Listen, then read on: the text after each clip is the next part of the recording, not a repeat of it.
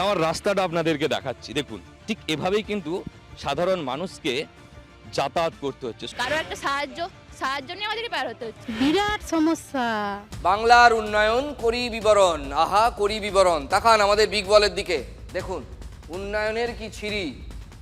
এই ভোটের মুখে আমরা দেখাচ্ছি উন্নয়নের কি ছিরি। দেখুন, এরা সবাই উচ্চ মাধ্যমিক পরীক্ষার্থী, বুঝতে পারছেন? এইবার আপনাদের পুরো কাহিনীটা বলি। এই যে বাঁশটুকু আছে, ভাগ্যিস এই বাঁশটা অন্তত ছিল, উন্নয়নের এই বাঁশটুকু ছিল বলে এরা পরীক্ষা দিতে যেতে পারছেন, উচ্চ মাধ্যমিক পরীক্ষার্থী। না হলে এই পারাং নদী পেরোনো যেত না বা অনেক ঘুরে যেতে হতো।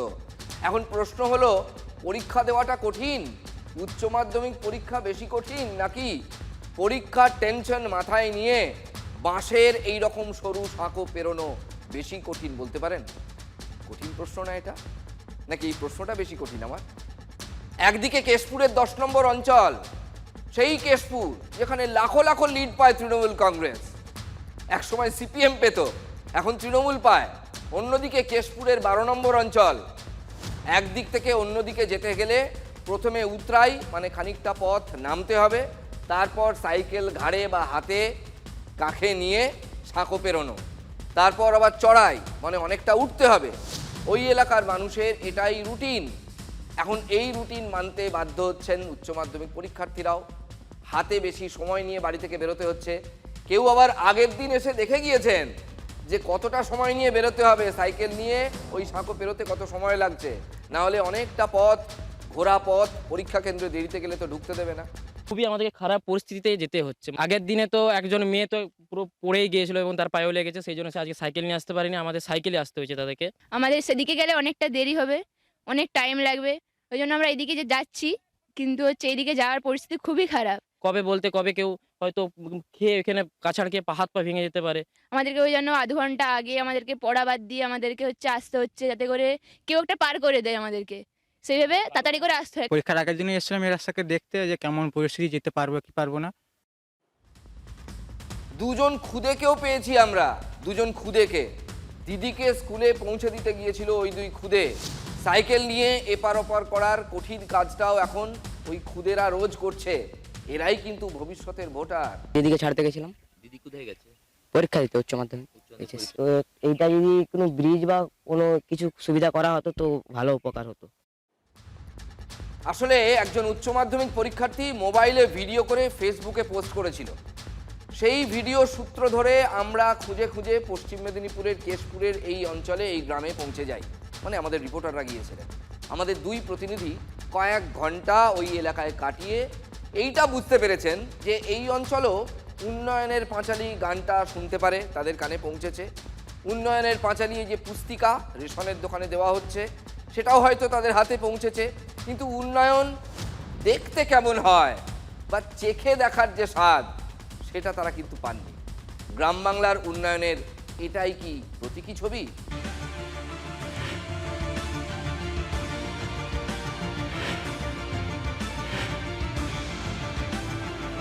আমি দাঁড়িয়ে রয়েছি ঠিক পারাং নদীর একদিকে, মানে কেশপুরের 10 নম্বর অঞ্চল মহিষদার দিকে। আমি যাব কেশপুরের 12 নম্বর অঞ্চল, মানে গুমিত চক।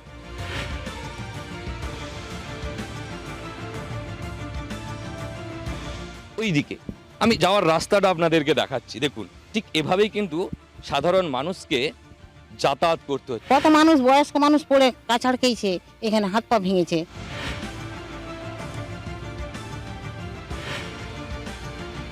শুধু সাধারণ মানুষ নয়, একদম ছোট্ট পড়ুয়া থেকে বৃদ্ধ বৃদ্ধা প্রত্যেককেই কিন্তু এভাবেই যাতায়াত করতে হয়। আইসিডিএস একটা মেয়ে আসে ওখানে, সাইকেল আমি ধরে দিই, সব দিন ধরে বের করে দিই। গ্রামের মানুষ ব্যবস্থা রেখেছেন এরকম 4টা কি 5টা বাঁশ দিয়ে একটা অস্থায়ী ব্রিজের। তারপর যাবেন কিভাবে? দেখুন যাতায়াতের অবস্থাটা, করুণ অবস্থাটা। ঠিক মানুষকে জীবনের ঝুঁকি নিয়েই কিন্তু এভাবেই এক পাড় থেকে আরেক পাড়ে যেতে হয়।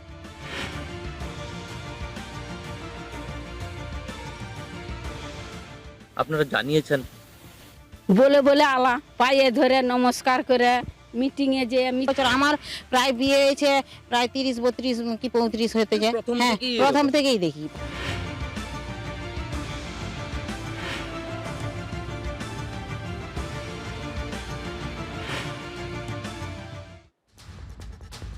দেখুন, একেবারে প্রত্যন্ত গ্রাম তা তো নয়, পৌঁছানো যায়। বিধানসভা কেন্দ্র বা লোকসভা কেন্দ্র হিসেবে বেশ হেভিওয়েট কেন্দ্রও বটে। এটা দেবের দেশে এমন দুর্দশা। কোন দেব? অভিনেতা দেব, সাংসদ দেব। প্রশ্ন তুলছেন ভুক্তভোগীরা। দেবের এলাকা যেটা হচ্ছে আমাদের মানে কি বলবো একটা ব্লক গর্বের হওয়া কথা, এইটা তো তবুও কম। আমাদের তো ভেতরে যে অনেক কিছু এখন আছে, এটা জলের পরিষেবা নেই। দেবের দেশ বটে, তোমরা একটু পেরিয়ে যেয়ে দেখবে যাও কি ওইখানটাতে তবু ভিতর বলে বুঝতে পারছো নি, কিন্তু ফাঁকটাকে একটু তোমরা পেরিয়ে যেয়ে দেখো আমাদের ওপাশে কি আছে। নামেই মসদা বড়, দেবের দেশ, কিছু নাই আমাদের দেশে।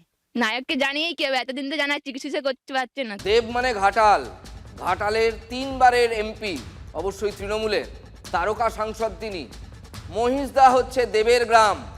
সেই গ্রামের উন্নয়ন নিয়েও বঞ্চনার পাঁচালি গাইতে হচ্ছে স্থানীয় বাসিন্দাদের। বিধানসভা কেন্দ্র কেশপুর, বিধায়ক শিউলি সাহা। শিউলি দেবী আবার পঞ্চায়েত এবং গ্রামোন্নয়ন দপ্তরের প্রতিমন্ত্রী। ভাবুন দেখি, মন্ত্রী কি জানেন না যে এই গ্রামের এইরকম একটা ছবি রয়েছে? অথচ এলাকাবাসী দুহাত উপুর করে ভোট দিয়ে চলেছেন তৃণমূলকে, উপুরজুপুরি বারবার। ভোটার এত ভোট দিল, সেই বিনিময়ে কি পেল? একবার দেখাই আপনাদের কত ভোট ভোটার দিয়েছে এই এলাকায়। কেশপুর বিধানসভার 2 বারের বিধায়ক শিউলি সাহা 2016 সালে বিপুল ভোটে জিতেছিলেন শিউলি। 1,01,151 ভোটে জয়ী হয়েছিল তৃণমূল সেবার। আমার যতদূর মনে পড়ছে এটাই ছিল তৃণমূলের সেকেন্ড লিড, মানে দ্বিতীয় কোনো প্রার্থী এত ভোটে জিতেছিলেন। প্রথমটা ছিল আরও বেশি, এটা সেকেন্ড লিড ছিল শিউলি দেবীর কেশপুর থেকে।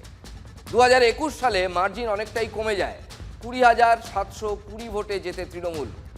এমন উন্নয়নের ঠেলায় কিনা তা অবশ্য ভোটাররাই বলতে পারবেন, আমরা বলতে পারবো না। এবার ঘাটাল লোকসভার দিকে একবার তাকান। 2014 সালে দেব জিতেছিলেন 2,24,000 ভোটে। 2019 সালে দেব জেতেন 1,07,000 ভোটে। আর 2024-এ 1,82,000 ভোটে জেতেন দেব। তাহলে কি দাঁড়ালো? নেতা জেতেন, ভোটার কিন্তু জেতে না। দেবকে শুধুমাত্র আনা হয় তার একটা নির্দিষ্ট স্টারডম আছে বলে, এবং অনেক ক্ষেত্রে তিনি আক্ষেপ করেছেন তাকে নাকি কাজ করতে দেওয়া হয় না। এখন জানি না কোন টাকা তার কাছে যায় আর কোন টাকা তার হাত থেকে ছিনতাই করে নিয়ে আবার ওই পর্ণকুটির কিংবা শান্তির যে জায়গাটা আছে কলকাতা হরিশ চ্যাটার্জি স্ট্রিটে, সেখানে সরাসরি চলে যায়। অধিবাসীরা ওই কথাটা বারংবার বলছেন ঠিকই, যদিও হয়তো মাস পিটিশন দিয়ে তারা আবেদন করেনি, কিন্তু ওইটার প্রয়োজন আছে। কিন্তু নদীটা তো পারাং, ওর গভীরতাটা এত বেশি যে ওখানে ব্রিজ করতে গেলে, কংক্রিট ব্রিজ করতে গেলে 1 কোটি টাকার অনেক বেশি লাগবে। লাগবে তো লাগবে, জনগণের উন্নয়নের জন্যই তো টাকা লাগবে। এই তো ভাতা দিচ্ছেন, সেখানে তো হাজার হাজার কোটি টাকা দিচ্ছেন। তাই এই ব্রিজগুলো আগে দিন না, ছেলে মেয়েগুলো তো বাঁচবে লেখাপড়া করে, নাকি? আমরা তো হাই প্রোফাইল মানুষকে দেখাচ্ছি না, সচরাচর দেখাইও না। হাই প্রোফাইল মানুষ নিয়ে আমাদের কারবার নয়। আমরা এই প্রান্তিক শ্রেণীকে দেখাই, যারা অর্থনৈতিকভাবে প্রান্তিক, যারা এলাকাগতভাবে প্রান্তিক। দেখুন, এই যে মাস্টার প্ল্যান করে চেঁচান আপনারা অনেকেই, অনেক ছোট্ট ছোট্ট মাস্টার প্ল্যান আগে লাগবে না, একদম প্রাইমারি প্ল্যানিংগুলো করুন। মাস্টার প্ল্যান নয় পরে হবে, বুঝলাম ওটা বিরাট বিতর্কের ব্যাপার। ঘাটাল মাস্টার প্ল্যান নিয়ে সবাই লাফালাফি করে, অবশ্যই আমি সেটাকে খাটো করছি না, কিন্তু সেটা তো একটা দীর্ঘমেয়াদী ব্যাপার। একটা পাতি সেতু করে দিতে কত লাগে, আগে এই ছোট প্ল্যানগুলো করুন।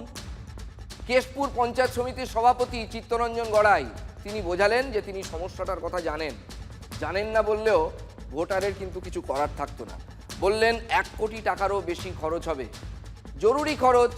সরকার করতেই পারে, যে কথা এক্ষুনি বলছিলাম, মেলা হচ্ছে, ভাতা হচ্ছে, ইনফ্রাস্ট্রাকচার তৈরি হোক, পরিকাঠামো তৈরি হোক, ভালো রাস্তা হলে ওখান থেকে ভালো স্টুডেন্ট বেরোবে। এই তো সিম্পল থিওরি। এই রাস্তাটা আপনারা ভুলে গেছেন, কাঁচা টাকার খেলায় চলে গেছেন। এই বেকার ভাতা দেওয়া হবে, 5,000 কোটি টাকা বরাদ্দ। সরকার কি মূল প্রয়োজনকে, অগ্রাধিকারকে গুরুত্ব দেওয়া বন্ধ করে দিল? বেসিক প্রশ্ন করছি, ডাইনে বাঁয়ে আগো পিছু একদম কোনো দিকে না তাকিয়ে। বেসিকটা হচ্ছে, আপনি বাড়িতে আগে কি কিনবেন? আগে বাড়িতে আপনি একটা বসার সিম্পল চেয়ার কিনবেন, শোয়ার খাট কিনবেন, না কি ওয়াশিং মেশিন কিনবেন? আগে খাট কিনবেন, আগে মাদুর কিনবেন, আগে বালিশ বিছানা কিনবেন, নাকি ওগুলো একটা বাড়িতে নেই, আপনি একটা এসি লাগিয়ে বসে থাকলেন? হাস্যকর না ব্যাপারটা? সুতরাং প্রায়োরিটি ঠিক করতে হবে সরকারকে। বর্ষায় বিপদ আরও বেশি, নিচের সাঁকো ব্যবহার করা যায় না, তাই উপরে এই বিকল্প সাঁকো, ওটা বাঁশের তৈরি। জল হয়ে গেলে আমাদের রাস্তাঘাট একবারে বন্ধ, আর এদিকে যে যাতায়াত করবো তার উপায়। বন্যা যখন আষাঢ় শ্রাবণে হতে হয় তখন আমাদের মানে জলের কিনে থাকেনি, মানে আমাদেরকে প্রচন্ড অসুবিধার মধ্যে আসতে হয় আমাদেরকে সেখান থাকতো এখানে। দর্শকদের অনেকেই অতক্ষণে হয়তো ভাবতে শুরু করে দিয়েছেন, তাহলে কেশপুরবাসী এই রকম সাঁকোটাকো দেখার পর তৃণমূলকে ঢেলে ভোট দেয় কি করে বা কেন? এক ভোটার বাস্তবটা বুঝিয়েছেন আমাদের। ভোট না দিলে কি হয়, শাসকের চোখ রাঙানি কিভাবে সইতে হয়, সবটা বুঝিয়ে দিয়েছেন। জীবনে আমি বহুবার ভোট কভার করেছি।